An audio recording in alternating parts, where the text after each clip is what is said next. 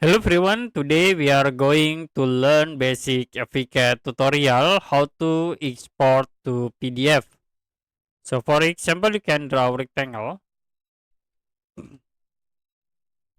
and if you want to export these rectangle objects to PDF, the best way is use the print tools. You can type plot,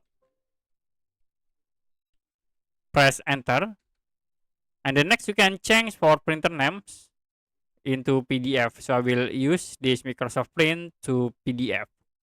I can change for the paper size. The next for scales and for print area, we can set into window. Like I will click from this point into here, fit to paper, and you can click preview. So this is for preview. Click close, and after it you can click OK to print out your models to PDF.